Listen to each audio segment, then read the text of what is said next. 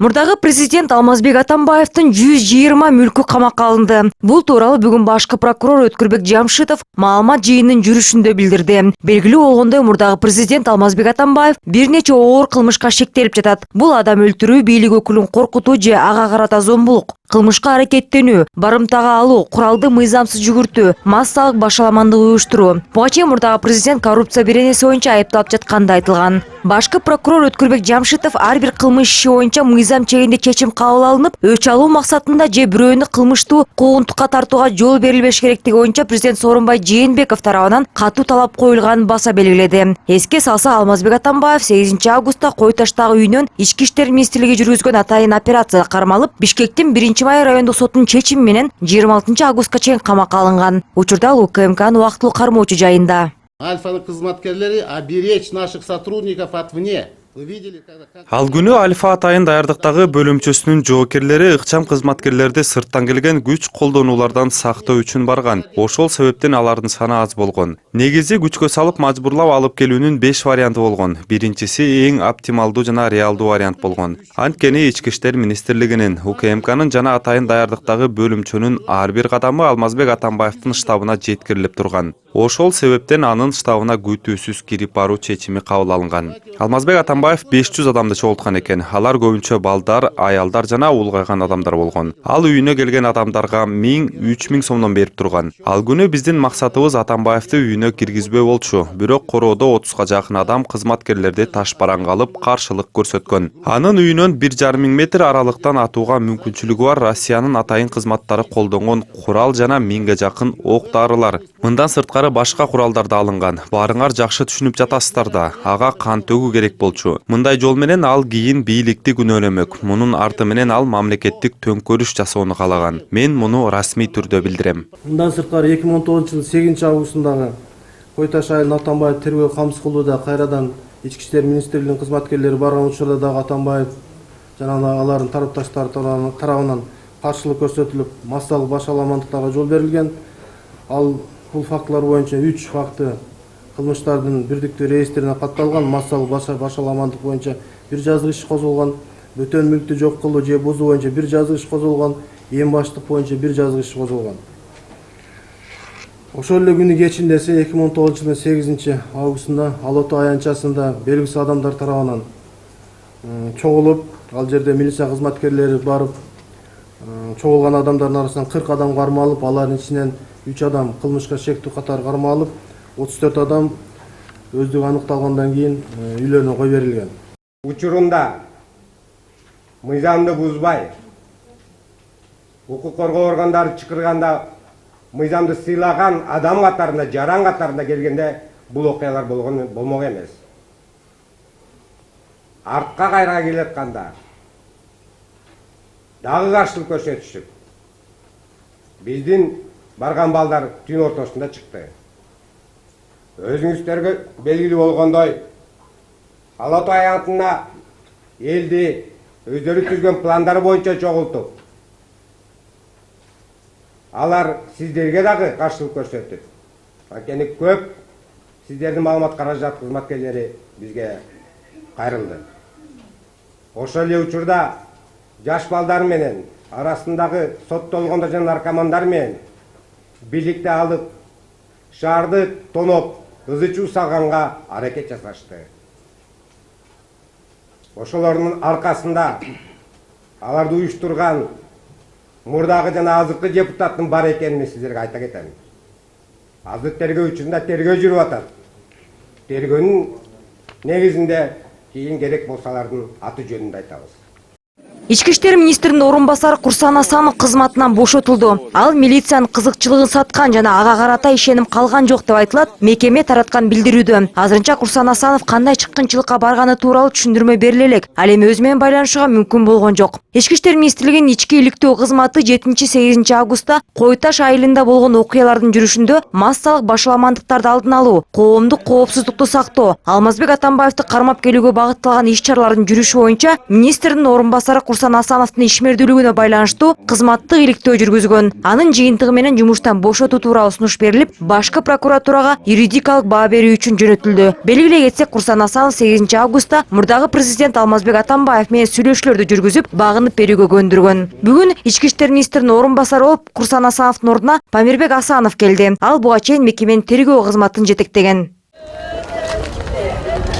Алмазбек Атамбаевди кармоо учурунда ок тийип каза болгон полковник Үсөн Ниязбеков эрдик сыйлыгына көрсөтүлөт. Бул тууралуу бүгүн маалымат жыйынынын жүрүшүндө Улуттук коопсуздук мамлекеттик комитетинин төрагасы Орозбек Опунбаев билдирди. Анын айтымында маркумдун үй бүлөсүнө ири өлчөмдөгү кенемте берилген. Орозбек Опунбаев 7 августта Кой Таш айылында мурдагы президенттин тарапташтары менен болгон кагылышууда Альфа атайын даярдыктагы бөлүмчөсүнүн командиринин орун басарына түз эле жүрөгүнө ок атылганын, аны өлтүрүү максаттары болгонун кошумчалады. Бул соттук медициналык экспертизанын жыйынтыгы менен белгилүү болгон. Кой Ташта болгон окуядан бир жоокер каза болуп, 40тан ашык киши ар кандай жаракат алган. Аны менен катары эле Чүй областык милициясынын башчысы Самат Курманкулов да башына таш тийип, баш сөөгү жабыркап, мээси чайкалып комага түшкөн. Мындан улам Москвадан дарыгерлер чакыртылып, алар кошумча операция кереги жоктугун, интенсивдүү терапияны улантуу зарыл экенин айтышкан. Натыйжада Самат Курманкулов Москвадагы Бурдинг атындагы нейрохирургиялык борборго которулуп, кечээ аны алып кетишти. Кримтөөл Азиз Батукаевдин мыйзамсыз бошотулушу боюнча 19 адамга айып тагылды. Башкы прокурор Өткүрбек Жамшитов алардын баарына айып тагылып, тергөө амалдары улантылып жатканын маалымдады. Бул иш боюнча мурдагы президент Алмазбек Атамбаев экс-президент макама алынган соң 3 жолу ички иштер министрлигине күбө катары чакырылган, бирок ал көрсөтмө берүүдөн баш тарткан. Мыйзамдагы уруу деп аталган Азиз Батукаевдин камактан мыйзамсыз бошотулушу боюнча дагы бир адам кармалганы айтылууда. Ал 80 жаштагы жактоочу Али Касымов деген маалыматтар бар. Касымов Бишкектин 1 райондук сотунун чечими менен номер 1-тергөө абагына киргизилген. 4 күн мурда Бишкектин Ала Тоо аянтында болгон башаламандыктын кесепетинен 39 камера талкаланган. 27 даана системалык видео көзөмөл жана 7 аппараттык программалык комплекстин видео камерасы таш менен сындырылган. Жалпы келтирилген чыгым болжол менен 7 миллион сомго чукулдаган. Анын ичинен Бишкек шаардык мэриясына 110 миң сом, Ички иштер министрлигине 2 миллион сомго жакын материалдык зыян келтирилген. 9 августка караган түнү жалпысынан 40 адам кармалып, 6 киши камалган. Башкы прокуратурада маалымдашкандай, Ала Тоо аянтындагы массалык башаламандык, баштык жана бөтөн мүлктү жок кылуу же зыянга учуратуу боюнча 5 кылмыш иши козголду. Аталган фактылар боюнча Бишкек шаардык милициясы тарабынан тергөө иштери жүргүзүлүүдө.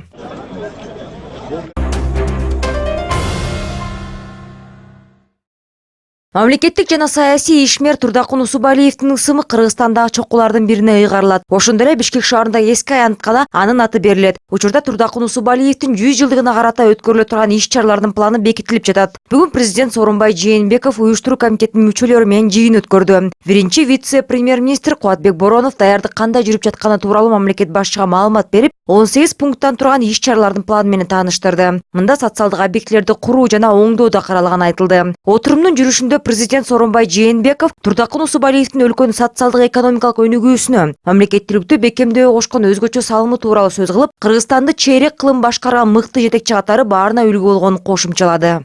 Лашвайш 20 жаш иштеди, бирок андан кийин эгемендүү мамлекет болгондон кийин дагы эмеге зор салым кошду. Өзү план экономика менен мына тарбияланууга алса дагы, бирок ошол кетип аткан азыркы коомду көрүп, ошо рыноктук экономикада өзү сунушун бере жүргөн. Ошону кандай алыш керек экенин да өз сунушун ар дайым айтып жүргөн. Я от семьи и от себя лично хотел бы поблагодарить за организацию этого мероприятия, за то, что вы придаете такую значимость к видному государственному деятелю. И хотел бы попросить, чтобы это все проходило как-то скромно, в духе самого Турдакуна Усубалиевича. Я понимаю, что здесь опять-таки государство будет решать, но скромность она должна быть здесь во всем-то, без всяких пышных мероприятий и так далее, без сбора средств, без собирания денег и всего остального. Негизинен Турдакун Усубалиевдин 100 жылдык мааракесин өткөрүү боюнча жарлыктан кийин атайын уюштуруу комитет түзүлүп, уюштуруу комитет бүгүнкү күндө толук кандуу өзүнүн жумушун алып барып атат. Уюштуруу комитетинин чечимине ылайык баардыгы болуп 18 пункттан турган атайын иш-чаралар бекитилген. Бул жерде курулуш иштеринен баштап, андан сырткары Турдакун Усубалиевдин ысымын же болбосо ошол элесин мындан кийинки муундарга дагы мындай эстелик катары калтыруу боюнча, андан кийин маданияттык же болбосо конференция же болбосо ачык сабактар, тегерек столдор сыяктуу ошол 18 пункттан турган атайын иш-чаралар бекитилип, бул бүгүнкү күндө аткарылуунун үстүндө. Андан сырткары Кыргыз Республикасынын өкмөтүнүн чечими менен Кочкор жана Нарын областынын аймагында атайын 4 курулуш объектилеринде же болбосо ошол курулуш иштерин же болбосо бир капиталдык мындай ремонттоо иштерин жүргүзүү боюнча атайын чечимдер кабыл алынган. Токмокто кум жүктөлгөн поезд кырсыктап, бир киши жаракат алды. Бул тууралуу өзгөчө Кырдаалдар министрлигинен билдиришти. Окуя кечки саат 10:00 катталды. Маалыматтар боюнча 18 вагон чиркелген поезд Токмок Айник заводунан чыгып, катуу ылдамдыкта келе жатып, бурулган учурда темир жол бекетинде токтоп турган вагондорду сүзүп кулаган. Мунун натыйжасында 7 вагон темир жол рельсинен чыгып оодарылып кеткен. Кырсыктан жабыркаган 58 жаштагы жергиликтүү тургун Токмок шаардык ооруканасына жеткирилди. Алдын ала алынган маалыматтар боюнча жеке компаниянын бригадасы эрежени бузуп, 25 вагондон турган локомотив башкаруусун жоготуп, темир жолдо токтоп турган вагонду сүзгөн. Авариянын кесепетинен Бишкек Балыкчы темир жол каттам үзгүлтүккө учурап, бүгүн кыймыл кайра калыбына келтирилгени маалым болду. Кыргыз темир жол ишканасынан кабарлашкандай, темир жолчулар окуя болгон жерде оңдоо иштерин жүргүзүп, кырсыктын келип чыгуу себептери боюнча тиешелүү комиссия иликтөө баштады. Баткен областынын прокурору Анарбай Мамажакыповдун өлүмүнө шектелип жаткан Мелис Калыков ачкачылык жарыялады. Айыпталуучу 8 күндөн бери ачкачылык кармап жаткандыктан бүгүн абалы начарлап, сот процесси башка күнгө жылдырылды. Бул тууралуу анын жакындары кабарлашты. Буга чейин кылмышка шектүү Мелис Калыков Ош шаардык сотунун судьясын алмаштырууну талап кылып, ишенбөөчүлүк жарыялаган. Бирок Фемида өкүлдөрү анын өтүнүчүн канааттандырган эмес. Эске салсак, былтыр өзгөчө мыкаачылык менен өлтүрүлгөн прокурор Анарбай Мамажакыповдун денеси Баткендеги Төрткүл суусактагыч тараптан табылган. Көп узабай кылмышка шектүү катары Баткен областык капиталдык курулуш башкармалыгынын башчысы Мелис Калыков кармалган. Башкы прокуратуранын тергөө башкармалыгы ал Анарбай Мамажакыповду баш сөккө атып өлтүргөнүн маалымдаган.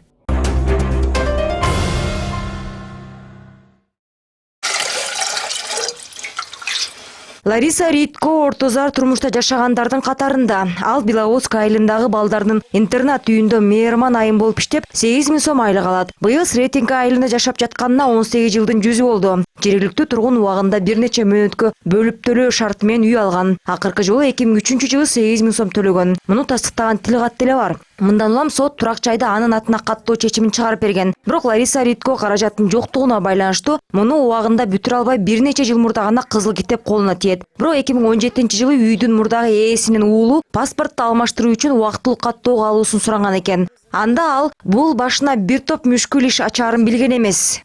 2015 жылы аймактык милиционерлер келишти. Алар Петровск жана Сретенка айылдарын караган тартип сакчылар экен. Милиция кызматкерлери аны каттоого алуу керек деп айтышты. Анда мурдагы кызыл паспортун жаңыга өзгөртүш керек болуп акцияда жүрүп жаткан. Ал каттоого тургандан кийин Россиядагы кызына кетмек. Эми адамга жакшылык кылайын деп чечтим. Азыр мунун запкысын чегип атам. Ал адам үйдүн каттоосуна турары менен сотко кайрылып, турак жайдын ээсимин деп чыкты. Кантип ал турак жайдын кожоюну болот эгерде областтын чечими боюнча Дубягин анын менчиги эмес деп табылып турса? Кантип бул адам Дубягин анын мураскору катары көрсөтүлөт? Мен түшүнбөй турам. Турак жайдын мурдагы ээси 2012 жылы каза болгон экен. Мындайча маркумдун мураскери үй маселеси боюнча сотко кайрылып каршылыгын билдире турган мөөнөттө өтүп кетиптир. Бирок эми соттун чечими боюнча Лариса Ритко бул үйдүн убактылуу жашоочусу катары көрсөтүлүүдө. Ал эми мамлекеттик каттоо кызматынын реестринде бул турак жайдын ээси катары Лариса Ритко көрсөтүлгөн. Андыктан эмне себептен милиция кызматкерлери аны каттоого алып коюшун суранып келгени бүгүнкүгө чейин ага түшүнүксүз.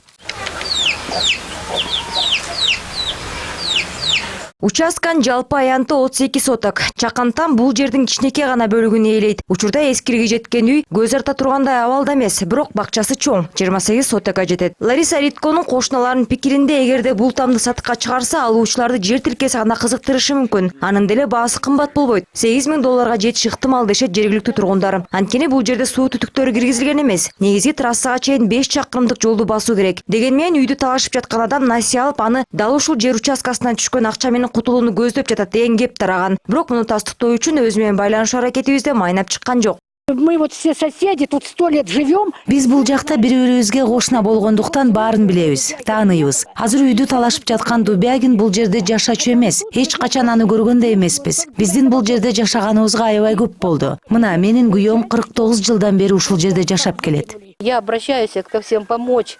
Мен бул ишти оң жагынан чечип берүү үчүн баарынан жардам сурап кайрылам. Мына 3 жылдан бери уланып келе жатат. Тачап кеттик. Канча күчүбүз кетти. Муну менен алышып жатып эсибиз ооду. Лариса Ритконун кошуналары да соттун чечимине таң калышууда. Анткени 2014-жылы Фемида өкүлү Туракчайды Лариса Риткон атына каттоого уруксат берсе, 4 жылдан кийин Урмат Маматкеримов деген судья ардагердин бул үйгө тиешеси жок деген чечим чыгарып берген. Жакында эле бул иш прокуратура тарабынан кайра кароого жиберилген. Бирок ал процесс кандай жүрүп жатканы азырынча белгисиз. Нурзада Садыкбекова, Анастасия Соболева, Владимир Кулбалдиев, НТС, Чүй областы.